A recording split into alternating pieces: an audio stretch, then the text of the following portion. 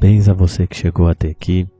Os capítulos de número 13 até o 15 vai falar especificamente de alguns rituais que deveriam ser feitos para aquelas pessoas que se apresentassem com um problema de saúde chamado lepra. Ora, se você observar os dias de hoje, você vai perceber que hoje em dia as pessoas doentes elas vão até os médicos em relação à sua saúde física, mas naquele tempo tudo isso ia até o sacerdote daquele lugar, enfatizando mais uma vez que a vontade do Senhor ela não era apenas para uma religião. O Senhor sempre quis criar, como se diz nas Escrituras, um reino sacerdotal e cuidar de todos os aspectos do seu povo. Então, naquele tempo, eram todos levados ao sacerdote. O sacerdote teria que ter a habilidade e uma sabedoria de Deus. Hoje a gente sabe que essa lepra ela teria pelo menos 4 fases.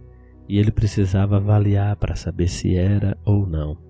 Porque o objetivo era isolar essa pessoa a fim de que não contaminasse os outros. Nós vamos perceber também mais ao final, porque se fala muito sobre lepra aqui nesses capítulos, mas ao final nós vamos ver na mulher que se encontrava com fluxo de sangue, ou seja, menstruada, assim como o homem que tinha poluição noturna, ou seja, que liberava o sêmen à noite. Você vê que Deus é detalhista nos mínimos detalhes. Deus queria cuidar do seu povo, evitar doenças, para que o seu povo vivesse mais, vivesse os propósitos dele sobre a face da terra. Quantos de nós nos entregamos a tantas coisas? Eu fiz uma pergunta esses dias na igreja da seguinte maneira: será que estamos vivendo para morrer ou sobrevivendo para morrer?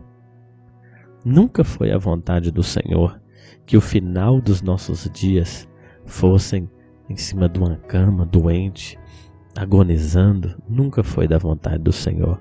Isso é fruto, sim, de uma geração que não obedece aos princípios da natureza, não obedece aos princípios de saúde. Esse é o final, é a colheita de um plantio de toda uma vida.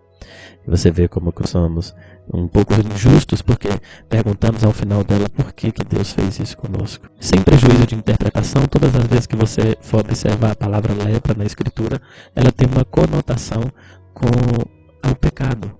Então você vai observar que Jesus ele encontra um leproso, 10 leprosos e apenas um. Jesus ele tem um encontro com 10 leprosos.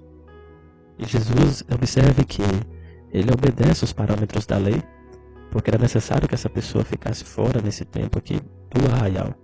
E depois eram oferecidos sacrifícios de oferta agradável. Era necessário que se mostrasse ao sacerdote aquilo que haveria de acontecer. E é isso que Jesus indica lá no versículo de número 14, lá em Lucas 17. Ele vai falar um pouco sobre isso. Mas o que eu quero chamar a atenção de vocês, interessante, que havia também no capítulo de número 15, o problema de uma pessoa que estava em fluxo de sangue contínuo. Isso certamente ele me impactou. Quando eu descobri isso, eu falei, meu Deus, que forte. Versículo de número 8, ele vai dizer: se o enfermo do fluxo cuspir naquele que é puro, este levará suas roupas e se banhará em água, e será impuro até o entardecer.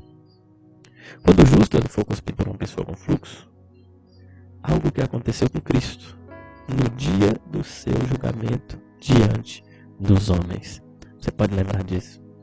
É interessante que eles achavam que Jesus era o impuro, quando na verdade eles que estavam sangrando pelo pecado, eles que cospem no rosto de Jesus, eles que eram impuros, colocam toda a sua impureza no cuspe, através daquele que era puro.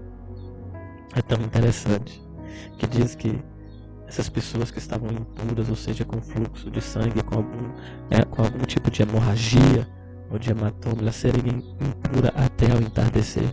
Que coisa maravilhosa. O nosso Senhor e Redentor, segundo o livro de Mateus, no capítulo de número 27, você vai observar que o nosso Redentor, que nos traz a paz,